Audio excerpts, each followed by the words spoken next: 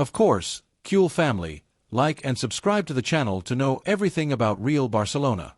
In this video, we have some very important news about our beloved club. Let's start with the first piece of news.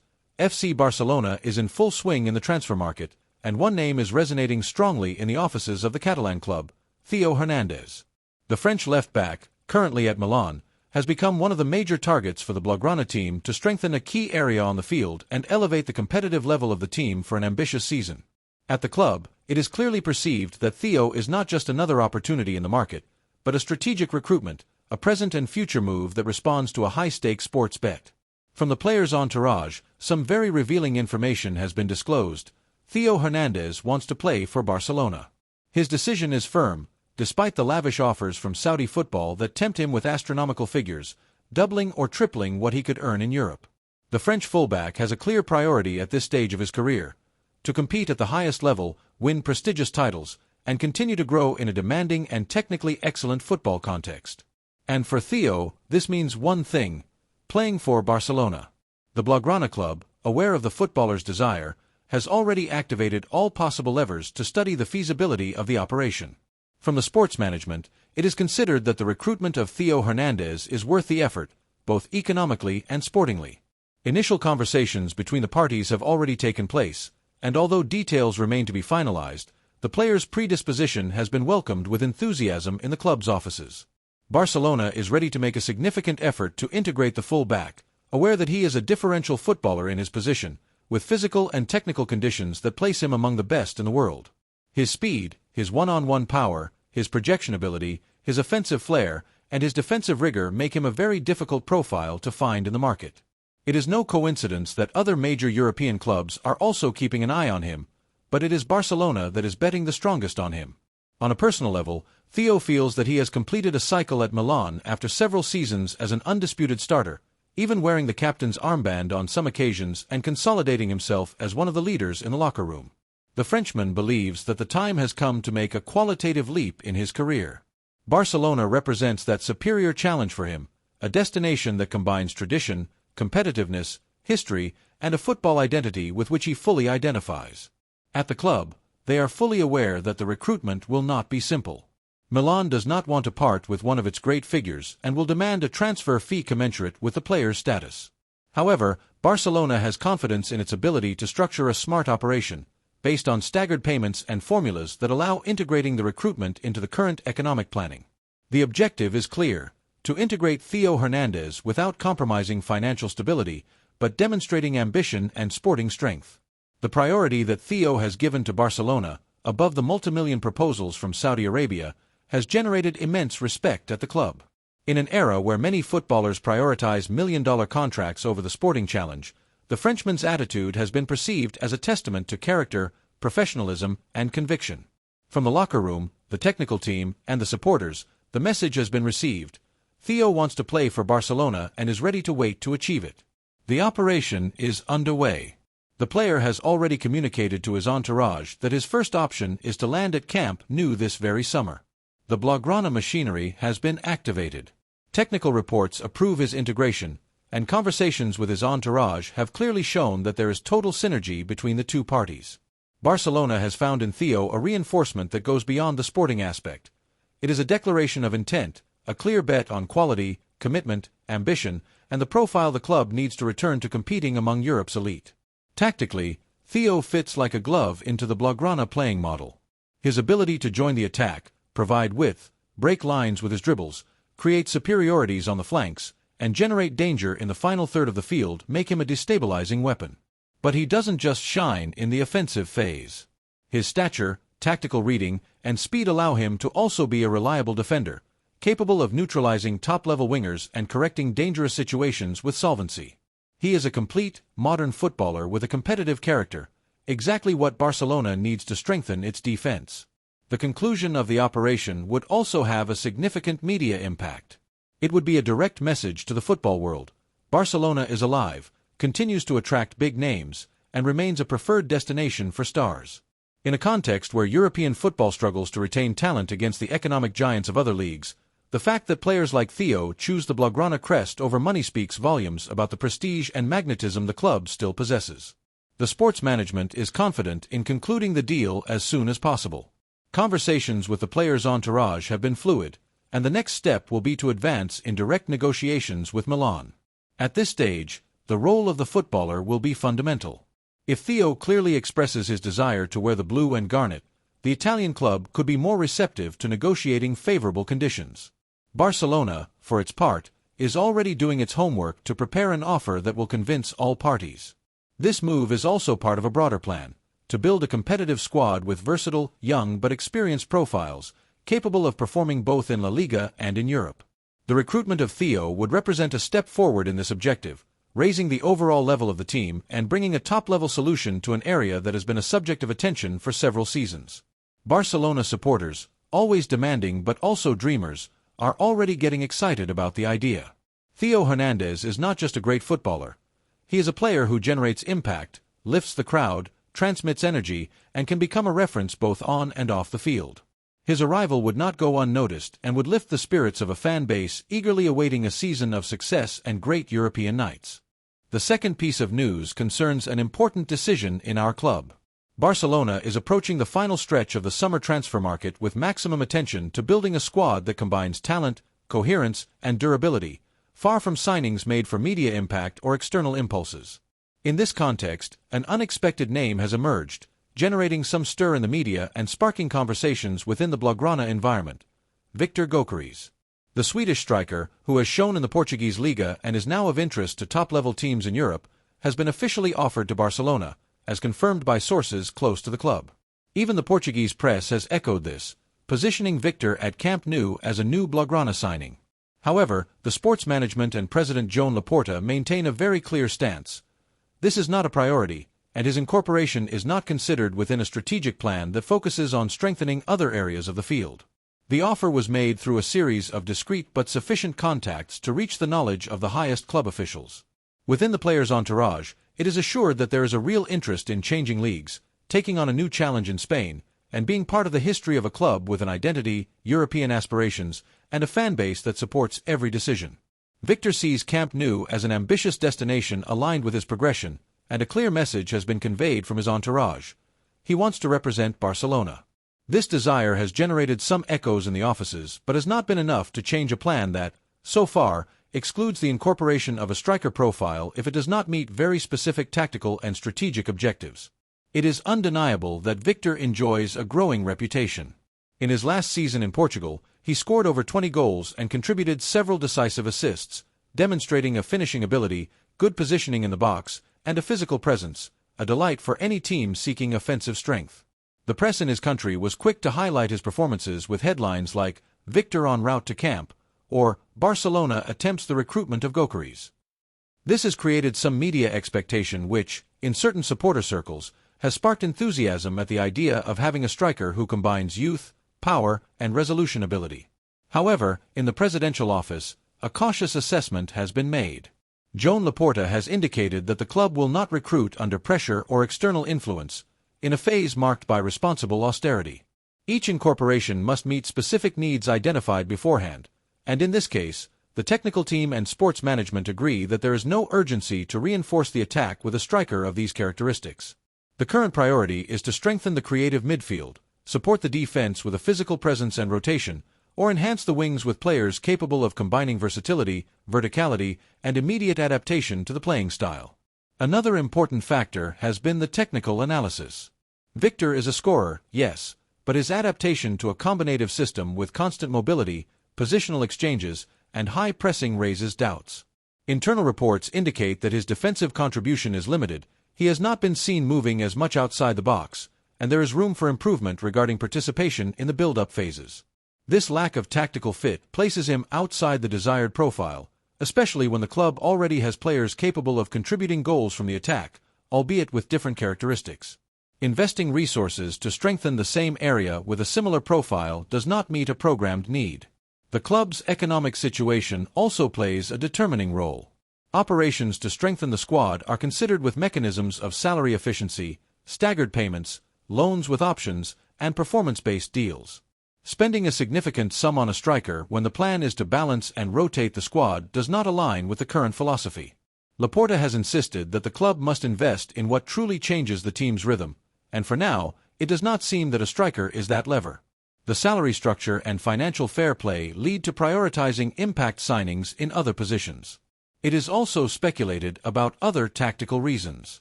At Barcelona, they are looking for a creative leader capable of associating, changing pace, and breaking lines with the ball. It is also valued to rotate offensive links on the sides or to strengthen a flank with rivals from the back. A pure box striker is not considered suitable for this fluid and combinative attacking dynamic. Therefore, although Victor can function as a finisher, his contribution outside the box and in the build-up phases is less well evaluated. In these reports, the response from supporters has been varied. On social media and forums, conversations have emerged between those who advocate for an incorporation with an immediate goal, a promptness in the box, and those who recall that the priorities are in other areas. The question posed to the supporter is clear.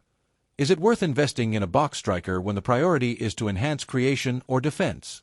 And also, does Victor leave enough room to compete in Europe, or would he be just another player in the attack? In this sense, some supporters wonder if the required level can be sustained with a squad designed to rotate, exchange positions, and play on the edge of the style.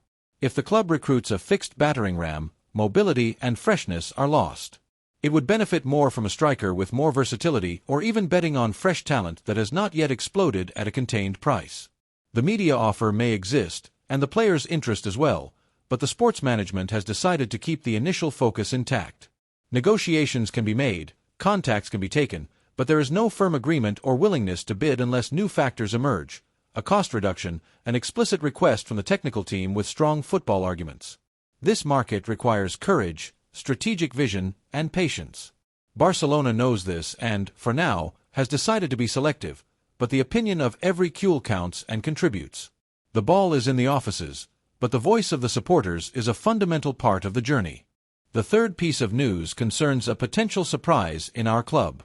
Barcelona is deeply engaged in intense activity during the transfer window, exploring multiple possibilities to strengthen the team with top-level talent in an economic and sporting profile that aligns with the project's objectives. In this scenario, a name has emerged, generating some stir in the offices and certain sectors of the Cule environment: Luis Diaz. The Colombian winger, currently in the Premier League, has surprisingly been offered to Barcelona in recent days.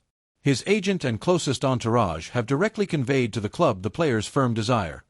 He wants to wear the Blaugrana jersey. Since this news, Barcelona supporters and analysts have begun debating whether this recruitment would be an interesting alternative or if it would not align, on the contrary, with the current sporting priorities and planning.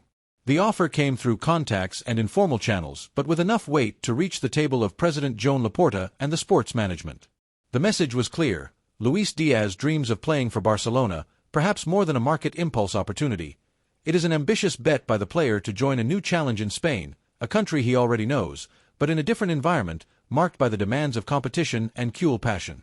Diaz arrives with a growing trajectory, after a solid season in England with 17 goals and many decisive performances for his team, showing overflow, speed, a change of pace, and the ability to resolve individual duels. However, despite the player's predisposition and the sporting qualities he offers, the initial stance within Barcelona is not as enthusiastic as one might imagine. Laporta does not see the recruitment of Luis Diaz as a priority, although he appreciates his quality, his ability to overflow, and his trajectory. The president and the sports management consider that there are other positions in which it is more urgent to invest resources. Additionally, they indicate that Diaz does not exactly fit the current idea of the technical team and the type of profile they are looking to incorporate. Although he is a quality player, they believe he does not strictly meet the definition of strengthening an area considered a priority. Another crucial aspect at play is the economy. Barcelona is approaching its planning with a philosophy of fiscal balance, avoiding excessively costly operations that could endanger the club's financial stability. In this sense, the operation for Diaz would represent a high cost, both for the transfer and the salary the player could demand. Although no official figures have been disclosed, it is estimated that Liverpool would demand a very high sum, given his importance in the squad and the impact he has had on his performances. This high cost is precisely what, according to internal club sources, tips the balance towards prudence and the prioritization of other positions where the investment would be more decisive. The sports management, in its technical analysis, has evaluated in detail the Colombian's performance. His season in England has been good, but comparing it with other candidates has revealed some doubts. At times, he has shown inconsistency, has not always maintained a finishing level in the final third of the field, and his influence in some matches has been less consistent than that of other players who appear at the top of Blaugrana interests. This mix of quality and a certain level of inconsistency places him outside the priority profiles for this transfer window. On a strategic level, the club also has in mind that if it is decided to invest such a high sum in a winger, there must be total alignment between the sports management, the technical team, and the player's entourage. And although Diaz's desire is evident, his entry into the locker room and his adaptation to the playing model still raise questions. To date, according to various internal reports, it is considered that his role, although useful, does not represent an urgent need to strengthen the first team. Furthermore, Barcelona does not operate in isolation in the market. It knows that other major European clubs are also monitoring his situation. In particular, Bayern Munich has him in their sights as a candidate to fill the void left by a striker with similar characteristics. The pressure is the same. The high price and market context prevent a simple negotiation with Liverpool. This rival interest also influences the QL analysis. If a quick path is not clearly visible, it is preferable to allocate resources to other positions that bring immediate impact on the field and not indefinitely prolong a risky operation. In parallel, Diaz's entourage continues to work. He has expressed his enthusiasm for the idea of playing in Spain and sees the QL option as a springboard to a project with history, style, ambition, and competitive pressure. This symptom of enthusiasm has been noted with attention in Barcelona, as it represents that the club still generates attraction among players who could be linked to high sums in external contracts. It is no minor detail that a footballer prefers the sporting project over a much superior economic offer. It is a recognition of the symbolic weight of the club, but also symbolic that, at this stage of planning, it does not seem sufficient to invest a high economic volume. The club has also adopted a cautious stance in terms of communication. There is recognition of the player's quality, but no unified message favorable to recruitment has been issued. Ernesto, the sports director, and his technical team have internally maintained that there is no urgency for this specific profile. No public debate or media rumor has been promoted, indicating a clear intention of recruitment, which happens when an operation is strategic.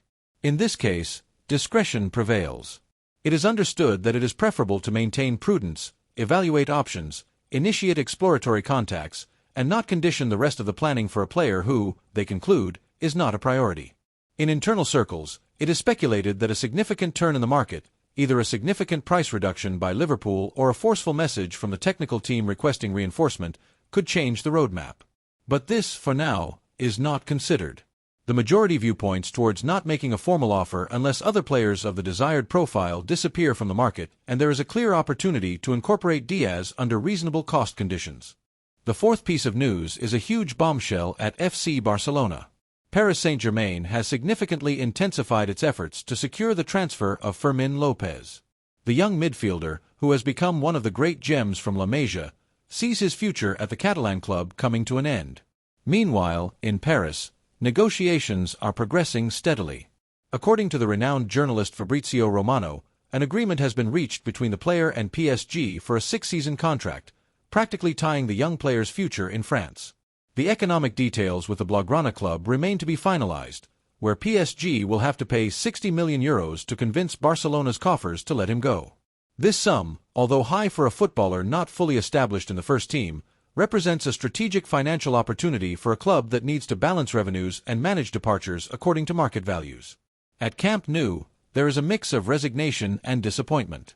Fermin Lopez, since his arrival in the first team, has drawn attention for his sporadic performances that have demonstrated his game reading, immediate discharge, timely arrivals from the second line, and tireless energy.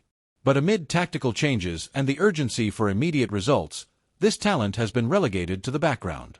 The player's close entourage has indicated that his time at Barcelona is coming to an end, aware that his path is not the one hoped for within the first team. The fact that PSG has made a firm offer with a contract in hand turns this, in his view, into a unique opportunity to grow in another elite environment, with resources and support, but also with another competitive context in which he will have to make a place for himself from now on. The operation represents, on one hand, a significant economic injection for the Catalan club. The sale of Fermin could free up €60 million, a sum that, in these times, provides room for maneuver in market planning. Added to other departures and salary management, It would allow for incorporations in key areas: creative midfielders with depth, solid defensive reinforcements, or profiles on the wings that combine technique and endurance. It's the balance between what comes in and what goes out. However, it creates an uncomfortable feeling for those who believe in the potential of the youth academy and in building from within. In a market where players of contrasting profiles abound, losing a homegrown talent, with values, commitment, and projection, hurts. And even more so if the departure is seen as a quick solution rather than a bet on his development. It has been criticized that the sports management did not find a way to fully integrate Fermin into the collective dynamic. From the management of the first team to the technical team, the management of minutes and the integration of young players seem to have taken a back seat to the urgency of deploying consolidated alternatives in decisive moments of the season. The immediate result has been to prioritize the experienced over continuing to trust in a talent with potential.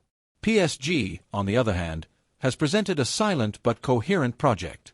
Its training structure bets on promoting the youth academy, giving opportunities to 19 or 20-year-old players and consolidating a scheme that combines quality and medium and long-term projection. Fermin fits in, and that's how they've seen it. Questions will emerge that touch the core of the model. Could the club have better managed his development through a well-designed loan with an option to return, or even more responsible rotations? At Barcelona, it is argued that the demand is maximum, the deadlines are short, and one cannot sow without structural guarantees. But voices are also beginning to emerge demanding the protection of the trajectory of their own, those who have breathed the club's DNA from a young age. It is legitimate that the departure of a talent yet to be confirmed in the first team happens if the environment approves a margin of growth within the entity. There are internal analyses, but immediate tactical and economic priorities take precedence. The price of 60 million is a sum that provides financial legitimacy but may also prove insufficient to materialize the pain of his departure. Lately, this type of amount is justified when managing a sale to finance concrete reinforcements or drive ambitious sporting projects. From the outside, one can see with perspective a young homegrown midfielder, with mobility, recovery, and arrival, who does not grow within the club, and the sale brings resources for the interior. The feeling is different.